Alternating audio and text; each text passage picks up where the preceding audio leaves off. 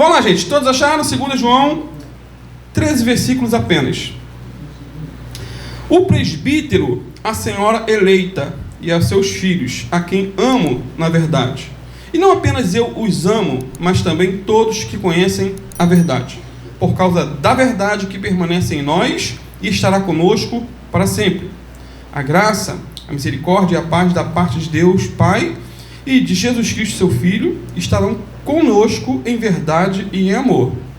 Ao encontrar alguns dos seus filhos, muito me alegrei, pois eles estão andando na verdade, conforme o mandamento que recebemos do Pai. E agora eu lhe peço, Senhora, não como se estivesse escrevendo um mandamento novo, o que já tínhamos desde o princípio, que nos amemos uns aos outros. E este é o amor, que andemos em obediência aos seus mandamentos. Como vocês já têm ouvido desde o princípio, o mandamento é este, que vocês andem em amor. De fato, muitos enganadores têm saído pelo mundo, os quais não confessam que Jesus Cristo veio em corpo ou em carne. Tal é o enganador e o anticristo. Tenham cuidado para que vocês não destruam o fruto do nosso trabalho, antes sejam recompensados plenamente. Todo aquele que não permanece no ensino de Cristo, mas vai além dele, não tem Deus. Quem permanece no ensino tem o Pai e também o Filho. Se alguém chega a vocês e não trouxer esse ensino, não o recebam em casa, nem o saúdem, pois quem o saúda torna-se participante das suas obras malignas. Tenho muito que lhes escrever, mas não é meu propósito fazê-lo com papel e tinta. Em vez disso, espero visitá-los e falar com vocês face a face, para que a nossa alegria seja completa. Os filhos da sua irmã eleita lhes enviam saudações. Amém, queridos? Amém. Podem sentar-se. Se você nunca leu um livro na Bíblia total, você leu agora. Amém. 13 versículos. Pastor, consegui ler um livro inteiro da Bíblia. Você é um vencedor. Queridos, essa é a menor carta do Novo Testamento, com apenas 13 versículos. E, assim como a primeira carta que terminamos na quinta-feira, né, também essa aqui foi escrita pelo veterano apóstolo João. Veterano, bem velhinho. E isso é um consenso na cristandade de modo geral, que João escreveu 1 João, 2 João, até porque está um nome ali, né? Mas todos concordam, não há nenhum problema, nenhum questionamento. Ele se apresenta aí como o presbítero, no versículo 1. E esse termo não se refere, queridos, propriamente à idade, apesar dele ter sido idoso, mas à posição de ofício em que ele exercia na igreja primitiva. Era muito respeitado, muito respeitado. A senhora eleita, aí a quem João envia essa carta, era provavelmente uma mulher cristã, cujo nome era Dona Eleita. Electa. E os filhos seriam os filhos dela. Essa é uma interpretação. Outros, porém, entendem que a frase senhora eleita faz referência não a uma mulher, mas a uma igreja local. E que seus filhos aqui seriam os membros dessa igreja local. Então, o verdadeiro sentido de se era uma mulher ou era uma igreja, não importa. O que importa é a mensagem atrás ou por trás desse texto tão rico. E o propósito de João ao escrever essa carta é o de alertar a igreja em relação às heresias. Né? Naquela época já tinha muita heresia, queridos. E heresia, ela cresce como capim. Você não precisa plantar. É fácil. Prolifera. E é rápido. Isso porque os falsos mestres, eles estavam ensinando ou semeando heresias de destruição e prejudicando enormemente a igreja do primeiro século. A heresia sempre foi problemática. Sempre criou problemas. E hoje não é diferente. Sendo assim, era imprescindível que aqueles irmãos, assim como nós, conhecessem com profundidade a verdade andassem na verdade e perseverassem ou permanecessem na verdade.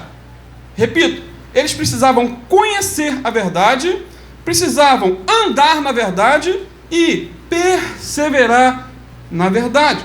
Só assim eles não sucumbiriam diante de tantas aberrações daquela época. E só assim nós não sucumbiremos diante de tanto engano na era presente. Vejamos então esses 3 pontos. Primeiro, precisamos conhecer a verdade. Verdade essa que eles conheciam. Versículo 1 a 3. Vou ler de novo. O presbítero, a senhora eleita e aos seus filhos, a quem eu amo, na verdade, não somente eu, mas também todos que conhecem a verdade, por causa da verdade que permanece em nós e estará conosco para sempre. A graça, a misericórdia e a paz da parte de Deus, Pai, e de Jesus Cristo, seu Filho, estarão conosco em verdade e em amor. Lindo. João usa o termo verdade 4 vezes nessa saudação, queridos. 4 vezes, só que nessa saudação. De modo que se trata de uma palavra importante. Importante. Versículo 1, ele cita a verdade 2 vezes. Versículo 2, uma vez. E verso 3, uma vez. Portanto, João está enfatizando que a verdade precisa ser conhecida, aprendida, examinada. E usar um outro termo que você não ia dobrar minha língua, não vou nem usá-lo.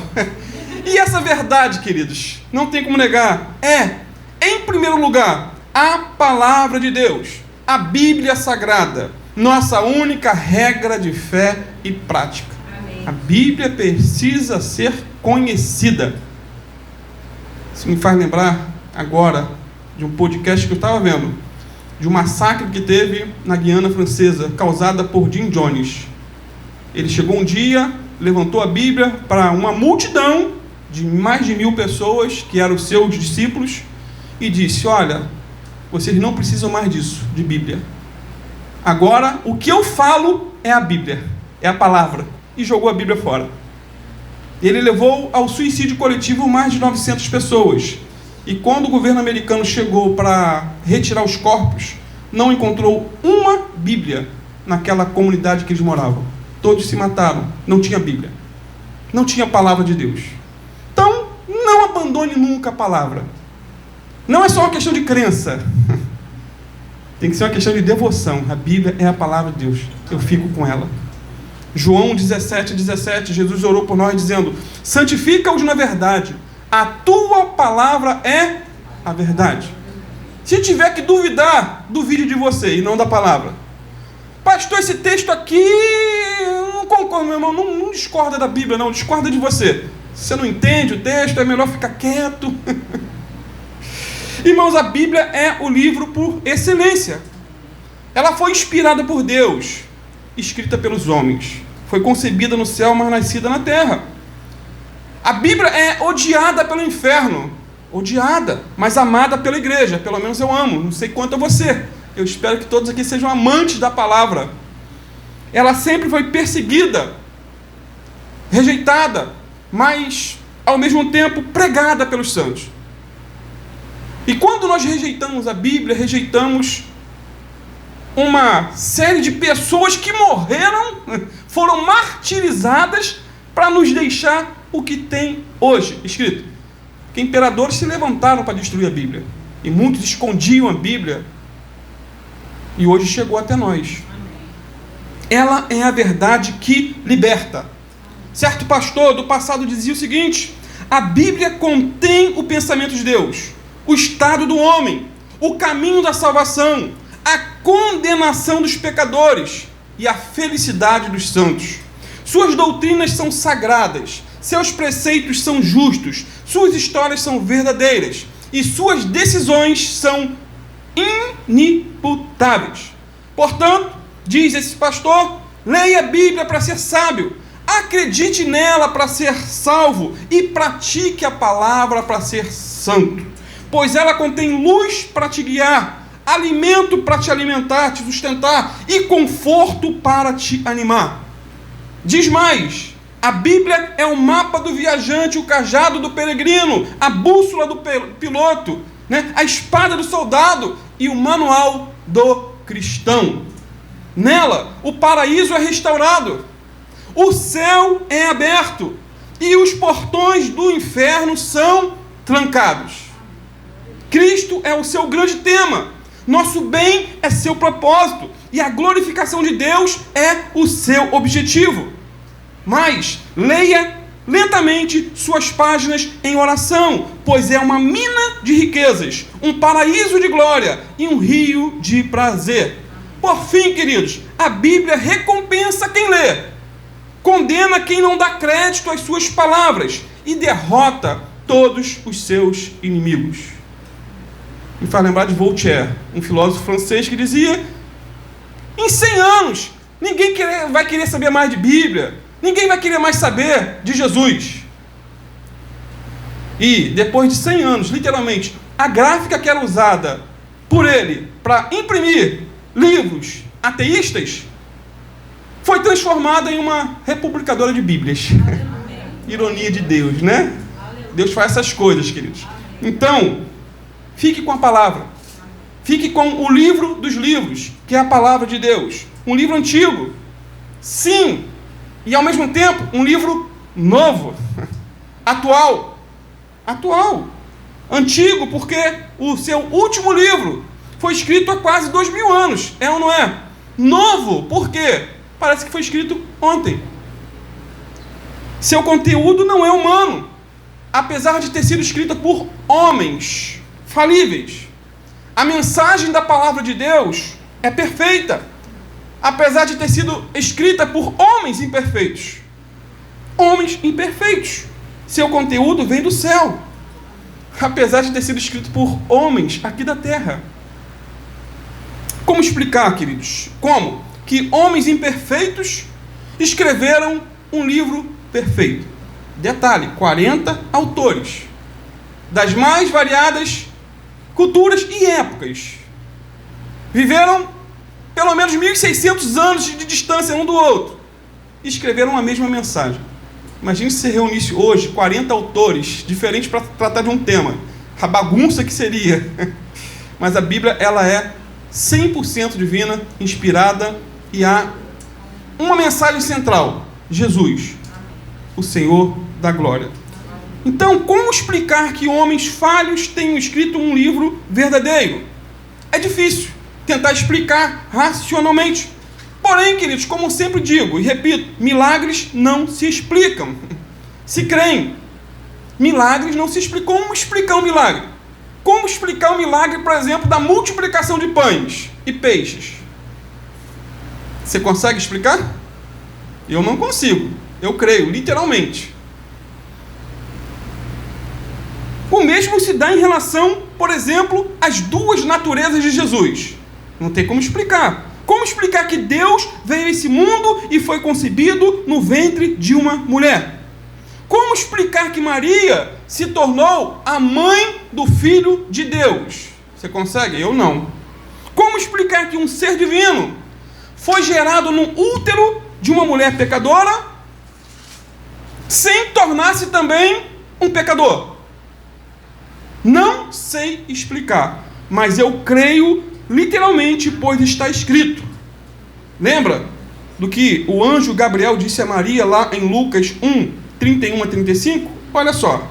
Você ficará grávida, disse o anjo Gabriel a Maria, uma jovenzinha, e dará à luz um filho, e lhe porá o nome de Jesus. Ele será grande e será chamado Filho do Altíssimo. O Senhor Deus lhe dará o trono de seu pai, Davi, e ele reinará para sempre sobre o trono de seu pai, Davi, e ele reinará para sempre sobre o povo de Jacó. Seu reino jamais terá fim. Aí perguntou Maria ao anjo: como acontecerá isso se eu sou virgem? Como? Como é possível?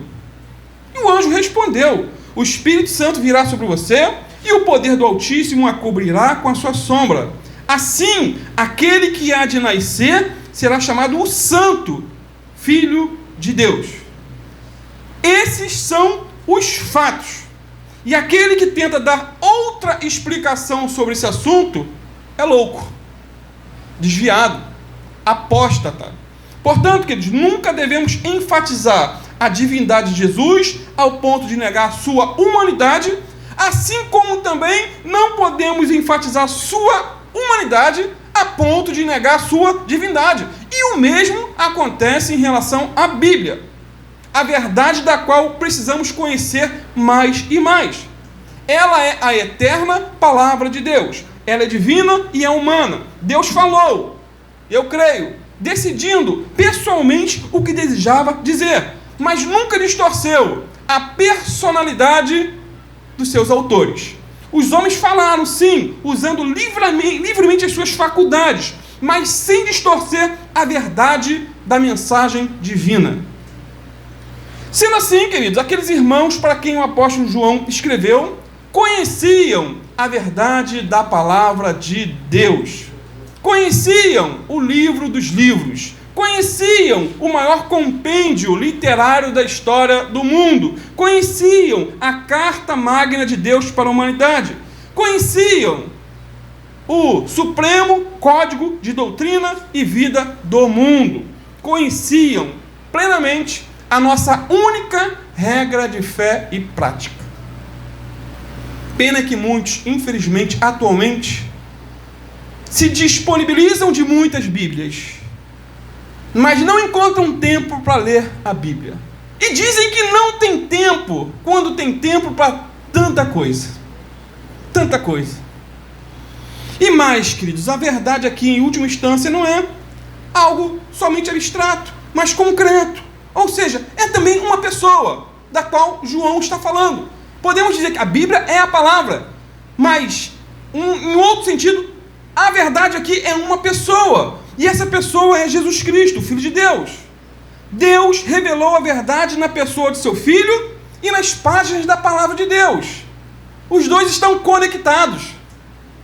Conectados. Jesus é o caminho, a verdade e a vida. Ele é a verdade que liberta. E mais, Ele nos deu o seu Espírito para nos ensinar e capacitar a entender a verdade, plena verdade. João 14, versículo 16 e 17, Jesus prometeu: e eu pedirei ao Pai, e Ele lhes dará um outro conselheiro, ou um outro consolador, para estar com vocês para sempre, o Espírito da verdade. O mundo não pode recebê-lo, porque não vê nem o conhece, mas vocês o conhecem, pois ele vive com vocês e estará em vocês. Ou seja, a palavra, o Filho e o Espírito Santo. A palavra é verdade, Jesus é verdade, e o Espírito Santo nos concede, nos capacita a conhecer essa verdade. Em João 16, 13 e 14, diz também: mas quando o Espírito da verdade vier, ele os guiará a toda a verdade. Não falará de si mesmo, mas falará apenas o que ouvir, e lhes anunciará o que está por vir. Ele me glorificará, porque receberá do que é meu e o tornará conhecido a vocês. Portanto, amados, conhecer a Bíblia é conhecer Jesus. E conhecer Jesus é conhecer a Bíblia. E que quem nos ajuda a conhecer a Bíblia e a reconhecer a Jesus como único Senhor e Salvador é o Espírito Santo. Ele é o Espírito da verdade.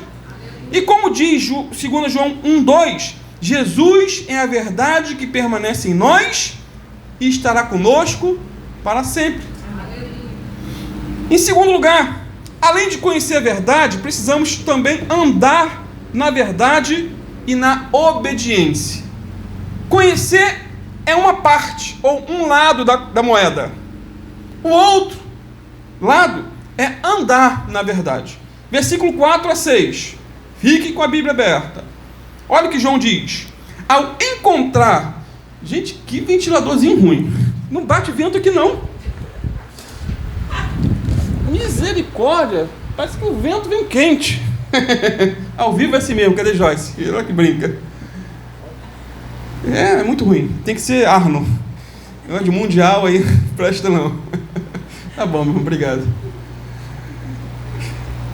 Olha o versículo 4 a 6. Ao encontrar alguns de seus filhos, muito me alegrei, pois eles estão andando na verdade. Não é isso que está aí? Andando, primeiro eles conheciam, certo? Agora estão andando, conforme o mandamento que recebemos do Pai. E agora eu lhe peço, Senhora, não como se estivesse escrevendo um mandamento novo, o que já tínhamos desde o princípio, que nos amemos uns aos outros. E este é o amor, que andemos em obediência aos seus mandamentos. Como vocês já têm ouvido desde o princípio, o mandamento é este, que vocês andem em amor. Amados, conhecer a verdade deve ser uma ponte que nos leva a andar na verdade. E quando andamos na verdade, consequentemente, iremos andar em obediência e em amor.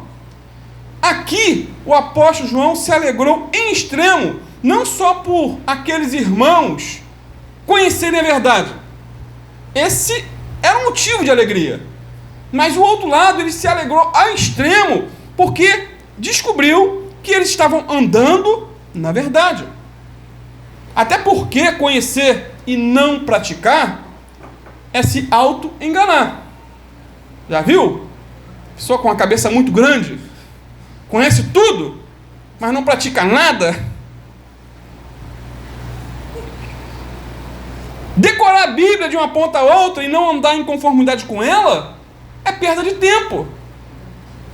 Cheio de conhecimento, mas nanico na prática.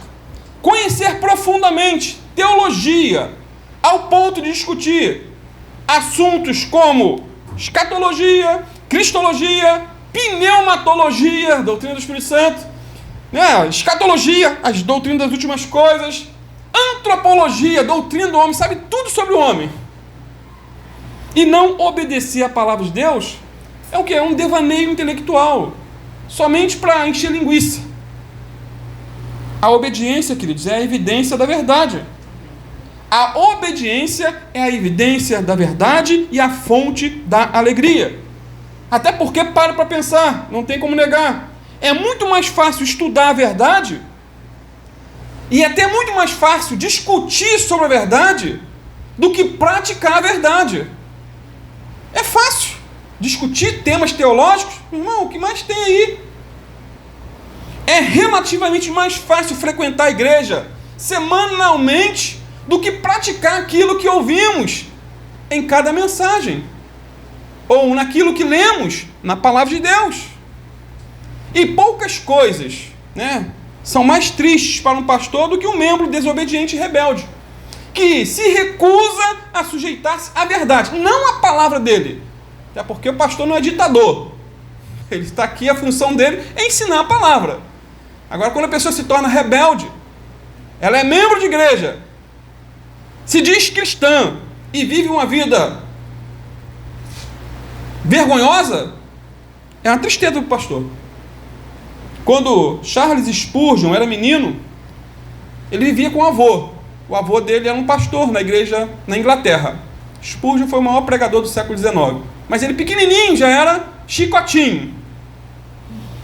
Um membro da igreja, do avô dele, chamado Sr. Rhodes, costumava frequentar o bar da cidade. E ficava ali, bebendo, fumando, na roda dos escarnecedores. Isso levava uma tristeza profunda ao pastor, ao avô dele. E o Spurgeon sabia disso já desde pequenininho. E ficava, meu Deus, mas que crente ruim esse. Ah, miserável. Um dia, o jovem Spurgeon disse o seguinte para o vovô: vovô, eu vou matar aquele velho. Eu vou matar o velho Rhodes. Eu não vou fazer nenhum mal para ele fisicamente não, mas pode escrever, eu vou matar ele. Sabe o que o jovem Spurgeon fez? Confrontou o velho Rhodes dentro do bar. Foi lá no bar, com as seguintes palavras: que fazes aqui, Elias, assentado com os ímpios? Você não tem vergonha na cara, não? Alguém que se diz crente, membro de igreja, que está entristecendo o seu pastor? Eu me envergonho de você. A igreja se envergonha de você. E meu avô se envergonha de você, seu crente ruim. água de salsicha. E ele dizia mais: tenho certeza de que eu não entristeceria o coração do meu pastor como você tem feito. Não demorou muito, queridos, e o velho Rhodes apareceu na casa do avô de Spurgeon para confessar seu pecado e pedir perdão pelo seu comportamento ímpio. Ele ali entregou a vida para Jesus de verdade, se arrependeu de todo o escândalo que estava cometendo no seio da igreja. E de fato, o jovem Spurgeon matou o velho Rhodes com palavras confrontadoras. Palavras essas que o levaram ao arrependimento. Caiu a ficha, não tem aquele negócio de cair a ficha? E tem que ter alguém, às vezes, para fazer com que a ficha caia. Às vezes é uma pregação, às vezes é um jovenzinho, uma criança, para falar: olha, seu estilo de vida, você frequentar a igreja do jeito que está, não vai te garantir o céu. Sem novo nascimento, ninguém verá Deus. Sendo assim, queridos, João se alegra em saber que seus filhos na fé estavam andando na verdade, conforme o mandamento de Deus. Conheciam, o velho Rhodes conhecia, era conhecedor da Bíblia, mas era um ímpio na prática. João que diz para a igreja que eles conheciam, mas andavam na verdade e obedeciam à verdade. Trazendo para o nosso contexto: você tem andado na verdade? Eis a pergunta. Você tem alegrado o coração de Jesus, assim como aqueles irmãos alegraram o coração do apóstolo João? Você tem andado no mandamento do amor, como João aqui especifica no versículo 4 a 6? Eu vou ler de novo. E agora eu lhe peço, Senhora, que nos amemos uns aos outros. E este é o amor, que andemos em obediência aos seus mandamentos. E o mandamento é este, que vocês andem em amor. Queridos, o amor é o maior dos mandamentos. Além de ser o cumprimento da lei. O maior dos mandamentos e o cumprimento da lei. Em João 13, versículo 34 e 35, o Senhor Jesus já havia dito que o amor era a maior prova de que somos discípulos dele. Todos saberão que sois meus discípulos se amardes uns aos outros. João 13, 34 e 35 diz assim: um novo mandamento lhes dou: amem-se uns aos outros, como eu os amei. Vocês devem amar uns aos outros. Com isso, todos saberão que vocês são meus discípulos, se vocês se amarem uns aos outros. Amar é respeitar. Amar é cuidar. Amar é se preocupar. Até porque quem não ama não conhece a Deus, como descrito em 1 João 4,8. Estudamos isso já há uns meses atrás. Em 1 João 2, versículo 9 a 11, diz que quem não ama está nas trevas. Misericórdia. E em 1 João 3,14 diz que quem não ama permanece na morte. Detalhe: não amamos uns aos outros porque somos temperamentalmente compatíveis, ou porque sentimos naturalmente atraídos uns pelos outros, mas por causa da verdade que compartilhamos. Isso porque o amor não é um sentimento, queridos. Amor não é um sentimento, mas um ato da vontade. Eu decido amar. Muitas pessoas têm a equivocada ideia, de que o amor cristão é um sentimento, um tipo especial de emoção religiosa que faz com que busquemos e aceitemos o outro. É claro que o amor cristão, sim, envolve emoções, mas a sua essência é a vontade. É um ato. Significa simplesmente tratar o outro da mesma maneira que Deus nos trata. Amar é isso. Tratar o outro da mesma maneira que Deus nos trata e como desejamos ser tratados. Na verdade, é possível até amar pessoas das quais não gostamos. Não simpatizamos muito. É possível. É possível pagar o mal com o bem? É ou não é? É possível orar por aqueles que nos perseguem, diz a palavra. É possível perdoar aqueles que nos prejudicam, que pecaram contra nós. Aliás, é um mandamento. É possível amar aqueles que nos odeiam. É possível andar em amor nesse mundo contaminado pelo mal. Isso porque só o amor pode remediar uma situação na qual as relações pessoais estão quebradas, amassadas, arruinadas. Só o amor pode transpor barreiras intransponíveis. Resumindo, o cristão ama aos outros porque foi amado por um Deus de amor. O cristão ama porque foi amado. Portanto, provamos o nosso amor a Deus obedecendo, ao mesmo tempo que provamos nosso amor ao próximo servindo. E mais, amados, o nosso amor amolece se não for fortalecido pela verdade. E a nossa verdade endurece se não for suavizada pelo amor. Ou seja, precisamos viver de acordo com as Escrituras, que nos ordenam que nos amemos uns aos outros na verdade e que defendamos essa verdade em amor. Até porque ser cristão é crer em Cristo e amar uns aos outros. Ser cristão é crer em Cristo e amar uns aos outros. 1 João 3, 17 e 18. Olha e o que o apóstolo João diz, inspirado por Deus.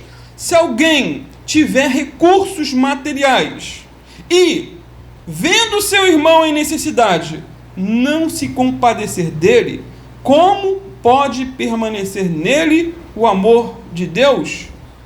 Filhinhos, não amemos de palavra nem de boca, mas em ação e verdade. Não tenha um blá blá blá blá e não tem nenhuma atitude. Na Bíblia Viva é mais claro ainda. 1 João 3, 17 e 18. Mas se alguém se considera cristão e possui dinheiro suficiente para viver bem, e vendo um irmão em necessidade não o ajudar, é até romântico, né? Poético. Como é que o amor de Deus pode estar nele? Meus filhinhos, diz João. Ele é tipo mineiro, né? Enfiava a faca, mas com linguagem bem tranquila, mansa. Meus filhinhos, não amemos de palavra, nem de língua, mas em obra e em verdade. Não seja um teórico, diz João. Seja um prático para a glória de Deus. Não fique só filosofando, pensamentos mirabolantes, mas haja. Quando puder, se puder, meta a mão no bolso, contribua. Amados, contribuir financeiramente na igreja é um ato concreto de amor. Amor a Deus e amor aos irmãos, sabia? É com a nossa contribuição que mantemos as portas desse lugar abertas. Nossa contribuição, a minha e a tua. Porque pastor também é dizimista e é fiel, tem que ser, senão é um hipócrita. É com a nossa contribuição que os missionários são mantidos no campo. Estamos segurando a corda. É com a nossa contribuição que ajudamos alguns irmãos da igreja que estão passando por momentos difíceis. Ninguém precisa saber, mas o pessoal da tesouraria sabe quando vai o dinheiro para alguma necessidade. Temos um cartão aqui na igreja cedido pelo irmão Davidson, que é só às vezes para essas situações, às vezes. É com a nossa contribuição que folhetos são comprados para evangelizar. Aliás, está acabando, tem que pedir de novo. Tem pouco ali, já mais da metade. Glória a Deus pelos irmãos do evangelismo. É com a nossa contribuição que a obra de Deus avança para alcançar os perdidos. Portanto, além de conhecer a verdade, precisamos andar e obedecer a essa verdade. Eu só dei um exemplo de contribuição, então são tantos outros, queridos. São tantos outros que precisamos depender de Deus para praticar. E não é essa prática que nos salva, mas o salvo pratica para a glória de Deus. Terceiro lugar, precisamos permanecer na verdade. Versículo 7 a 11. De fato, diz o apóstolo João, muitos enganadores têm saído pelo mundo. Irmãos, e quantos são? Os quais não confessam que Jesus Cristo veio em corpo. Tal é o enganador e o anticristo. Tenham cuidado para que vocês não destruam o fruto do nosso trabalho, antes sejam recompensados plenamente. Todo aquele que não permanece no ensino de Cristo, mas vai além dele, não tem Deus. Quem permanece no ensino tem o Pai e também o Filho. Se alguém chega a vocês e não trouxer esse ensino, não o recebam em casa nem o saúdam, pois quem o saúda torna-se participante das suas obras malignas. Obras malignas, diz o apóstolo João. E a linha de pensamento do apóstolo é bem interessante, queridos. A linha traçada nessa segunda carta é por demais interessante. Primeiro, ele destaca a importância de se conhecer a verdade, não é isso que falamos? Segundo, ele enfatiza a necessidade de andar na verdade. E, por fim, o imperativo de permanecer nessa verdade.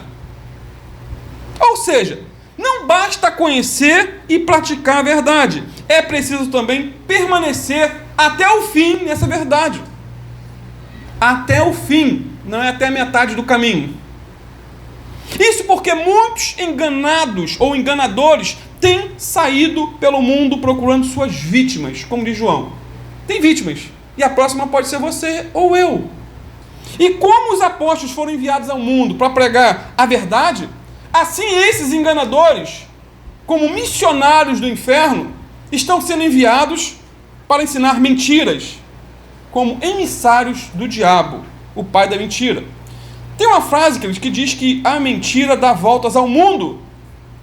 A mentira dá voltas ao mundo, enquanto a verdade ainda está calçando os sapatos. Sabia? É por isso que quando alguém morre, rapidinho chega a notícia. Rapidinho chega. Alguém foi curado, às vezes é mais difícil chegar a notícia boa. Agora, ruim, você não precisa nem procurar, filho, ela vem. Isso porque a natureza humana caída prefere crer mais em mentiras do que aceitar as verdades de Deus. Uma outra frase interessante diz que a verdade é sempre forte, não importa quão fraca ela pareça, e que a mentira é sempre fraca, não importa quão forte ela aparenta ser. E mais, os enganadores desviam as pessoas. Essa é a função deles. Eliminando os preceitos, eliminando princípios. Os enganadores estão pelo mundo relativizando tudo. Nada de princípios, nada de mandamento. Tudo é permitido, nada é proibido, tudo é liberado. Nessa igreja é proibido proibir. Tem igrejas assim. Aqui é proibido proibir. Ou seja, faça tudo, a vida é tua, nada tem nada a ver. E o termo enganador aí no verso 7 abrange muito mais do que o ensino de falsas heresias. Refere-se também, queridos, a conduzir as pessoas a viver de modo errado. João já havia deixado claro que a verdade e a vida precisavam andar juntas, como duas pernas, verdade e vida. As convicções determinam o comportamento. Sabia disso? Você anda de acordo com aquilo que crê. Doutrinas erradas sempre são acompanhadas de um modo de vida errado. Se a pessoa é ensinada erradamente, a probabilidade dela andar erradamente vai ser grande. É claro que tem gente que aprende o certo e anda errado. Isso acontece. Ou seja, verdade e vida caminham juntas, assim como doutrina e vida são almas gêmeas, por assim dizer.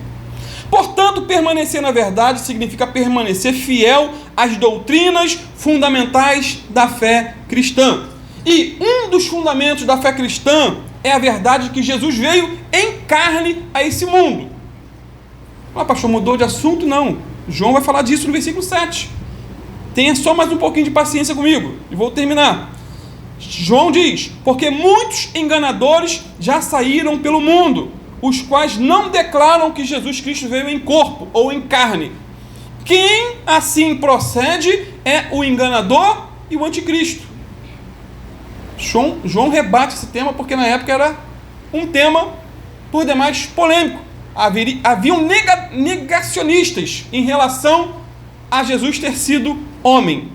O verbo, diz a Bíblia, se fez carne e habitou entre nós. E quem escreveu isso foi João, para rebater o gnosticismo da época. Ou seja, Jesus não era um espírito. Jesus não era um fantasma, mas um ser humano de carne e osso. Sendo assim, Jesus não se tornou o Cristo em seu batismo, nem se deixou de ser o Cristo antes da sua morte, como enfatizava as heresias da época. Jesus era o Cristo vindo em carne. As duas naturezas, a humana e a divina, já estavam unidas por ocasião do seu nascimento para nunca mais separar-se. No século II, Inácio de Antioquia enfatizava constantemente essa verdade, dizendo o seguinte, olha que interessante: Jesus nasceu verdadeiramente, fez-se homem verdadeiramente, sofreu verdadeiramente, morreu verdadeiramente e ressuscitou verdadeiramente. No auge da Reforma Protestante, Martinho Lutero disse que Jesus comeu, bebeu, dormiu, despertou. Parece que está falando o óbvio. É o óbvio. Nós vemos na Bíblia, mas muitos negavam isso. Jesus comeu, bebeu, dormiu, despertou. Ele esteve cansado, triste e contente.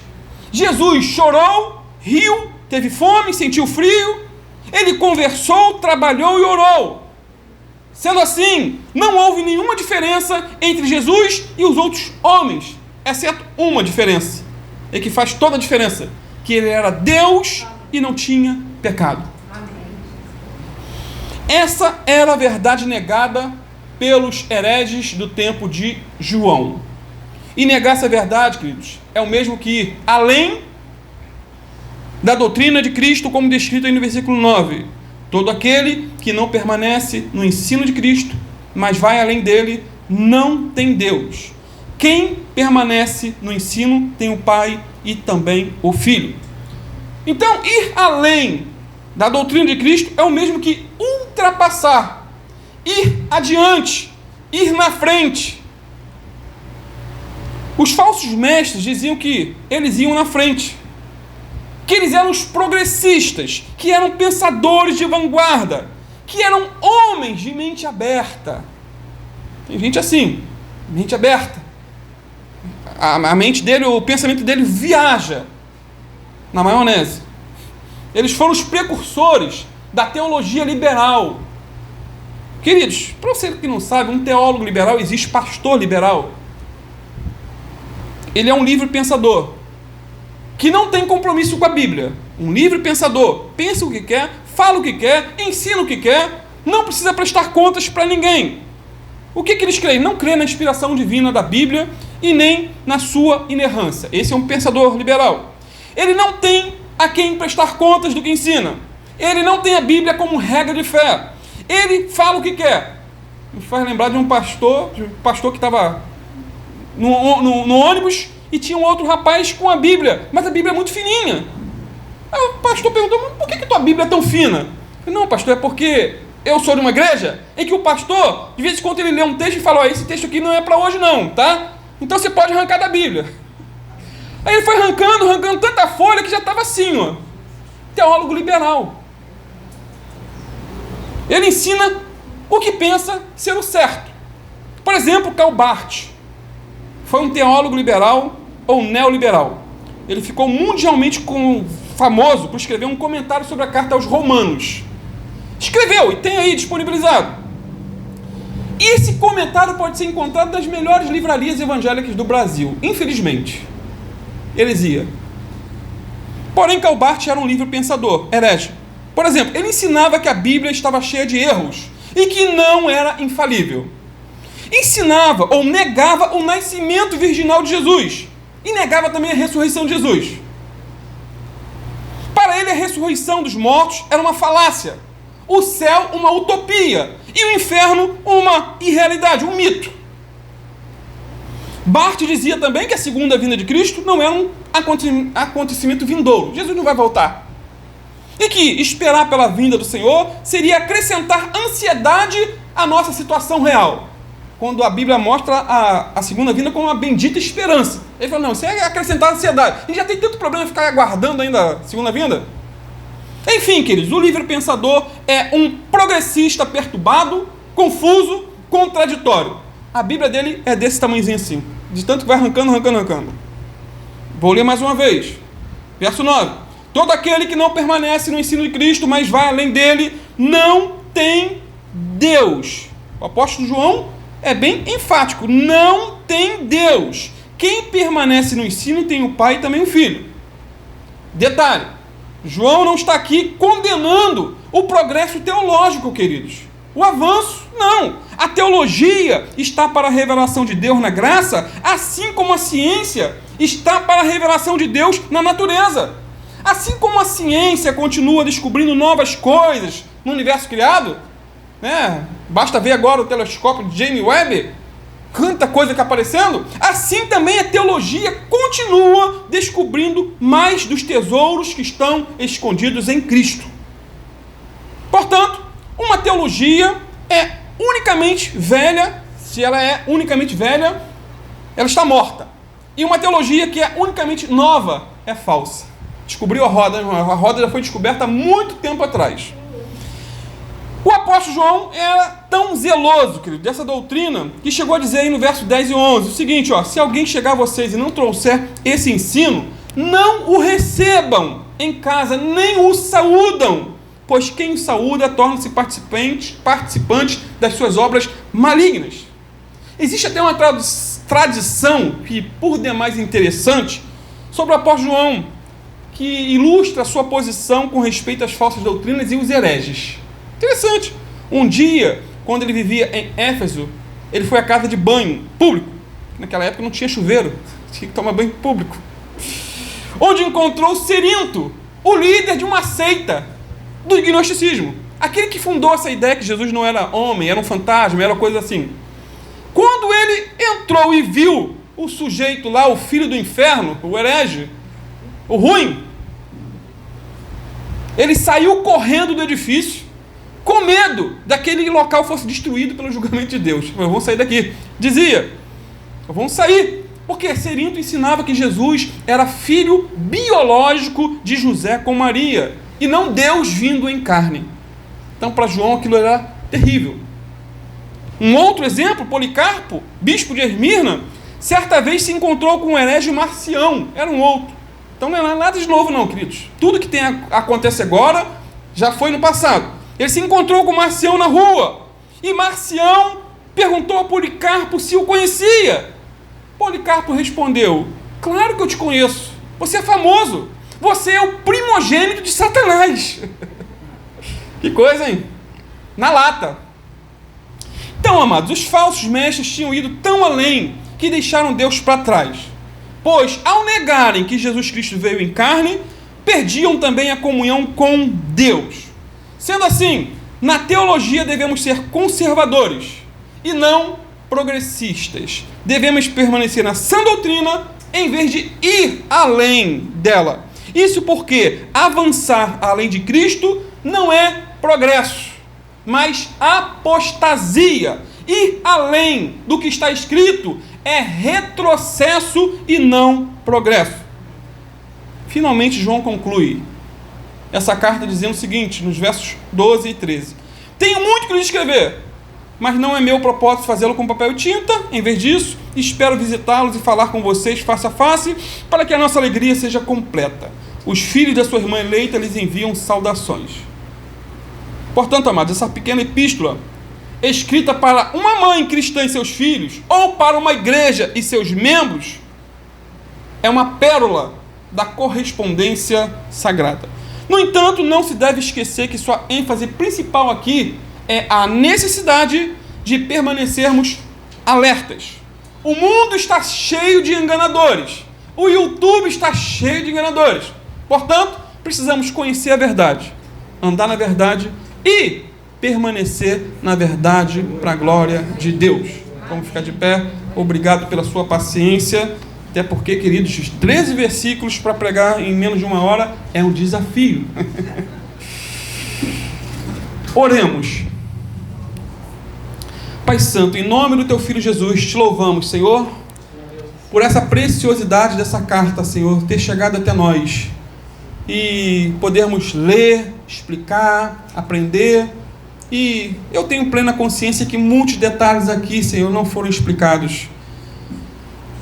A gente, muitas vezes, Senhor, ficamos bem aquém do conteúdo total, mas Tu és um Deus misericordioso, e eu creio que o que foi falado foi o suficiente para esse momento, Pai. Ajuda-nos a conhecer mais a Tua palavra, a não desprezá-la, Senhor. Ajuda-nos a ter a nossa devocional todos os dias de manhã, orando, meditando, Senhor, nas Escrituras, pedindo a Ti sabedoria, que o Senhor venha falar conosco, que não seja somente letra morta, mas uma palavra viva, Senhor, direto aos nossos corações. E mais do que conhecer, Pai, ajuda-nos a andar nela, a praticar, a obedecer ao que está escrito. Que em cada momento que nos prostrarmos diante da Tua palavra, que possamos estar orando, pedindo a Ti sabedoria, força, e direção, e capacitação para praticar, com a ajuda do Teu Espírito Santo, a Tua palavra. E muito mais do que conhecer, Pai, andar, precisamos também permanecer até o fim. Ajuda-nos, Senhor, a ser fiéis até a morte. Até a morte, Senhor. Guarda-nos da apostasia, guarda-nos do desvio, guarda-nos, Senhor, dessas teologias loucas de tantos, que infelizmente não fica só na vida de muitos pastores, mas muitos crentes, Senhor, já são teólogos liberais, por assim dizer. Eles excluem o que não gostam da Bíblia. Isso eu gosto, isso eu não gosto, isso é certo, isso é... E, Senhor, tem misericórdia, Senhor, nós não somos Deus para destrinchar o que é certo e errado. Toda a Tua palavra é divinamente inspirada. Assim nós cremos, assim nós confessamos e assim nós praticamos para a Tua glória.